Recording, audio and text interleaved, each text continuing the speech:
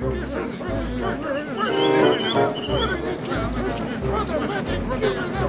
calmness of the morning was soon interrupted by the sounds of grumbling and complaining as the new rail-tour train pulled into the station.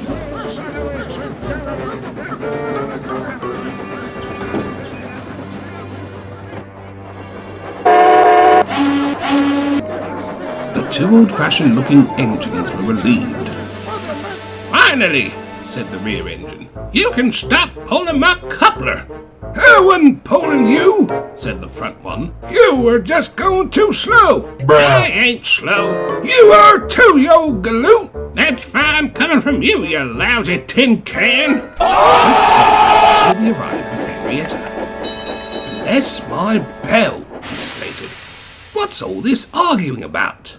"I was about to ask the same thing," said Duck, who came over from the opposite direction. "See what you did?" said the rear engine. "You went and caused a scene." "You're the one who started it," the front engine huffed. All right, called Toby, ringing his bell for silence. "Now, obviously, you're here for a rail tour. What are your names?"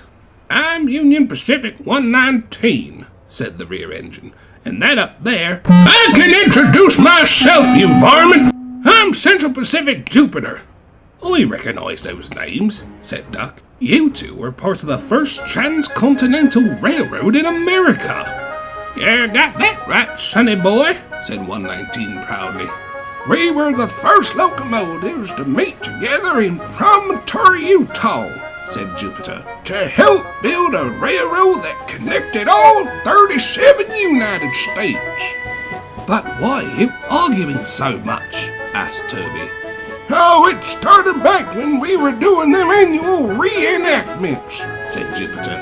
"We try to get every detail right every time we do it."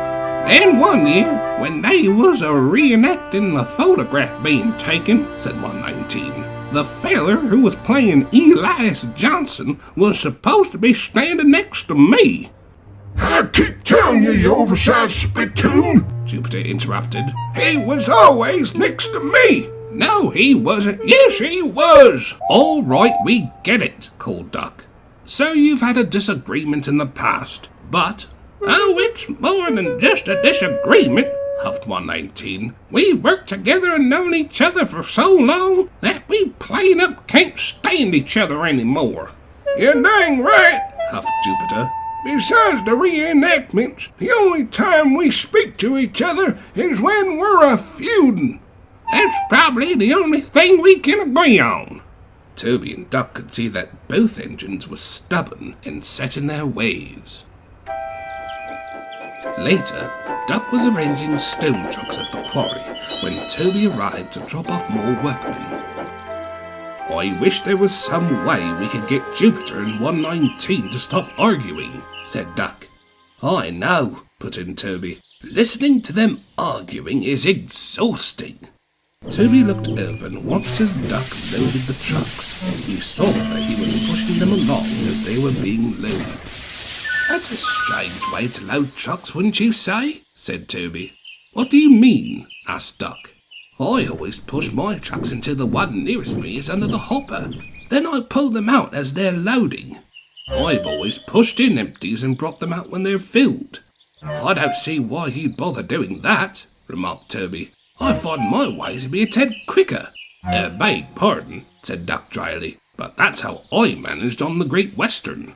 "Oh, stop fussing, boys," said Henrietta. "It doesn't matter how you load the trucks. All that matters is that they get loaded at all." The two engines thought for a moment. "I suppose you're right, Henrietta," said Toby. "Getting the work done and being really useful is most important." "Indeed it is," agreed Duck. Then an idea flew into his funnel. "That's it!" "What's it?" asked Toby. "I found out how we can get 119 and Jupiter to get along again. Meet me at Knapford." Meanwhile, Jupiter and 119 continued their arguing. The other engines sulked when they had to pass by their shed. "I keep telling you, you rambling wreck," argued 119. Jensen was standing next to me when the picture was taken. And I says he was next to me, you overgrown kettle, Jupiter argued back. You're full of sarsaparilla, you old coot. You're as crooked as a dog's hind leg. Just then, Duck and Toby puffed into the yard. All right, you two, Duck announced. We're going to put an end to all this once and for all. I don't reckon you can solve this problem, said Jupiter. We've been feuding for over 100 years, said 119. Perhaps, insisted Duck, but we'll give it a go. Now, said Toby, this all started because you forgot where someone was standing. Right, said the two old engines. And every year during a reenactment, this disagreement always manages to come up. Right. Then that settles it, finished Toby. The reenactment's been ruined. Well, that ain't true now, objected 119. Everything else always goes perfectly every year we do it. That's right, added Jupiter. Even if we have the odd complaint, we still manage to entertain everyone that comes to see us. Even if you don't know where Elias Jansen was standing? Asked Duck. Yep, both engines said in unison. Suddenly, the realization came to them. So I guess our feuding didn't really matter at all, said 119. We managed to do our job without knowing every minute detail. And if that's the only important thing, said Jupiter, then I reckon we've been useful all along. Toby and Duck were glad to see that they were able to solve their feud. Then, the railtour manager walked up to Jupiter and 119. There you are, he said. I managed to find some information about the photo from 1869, and it turns out Elias Jensen was standing next to you, Jupiter, just out of shot. Jupiter listened cheerfully.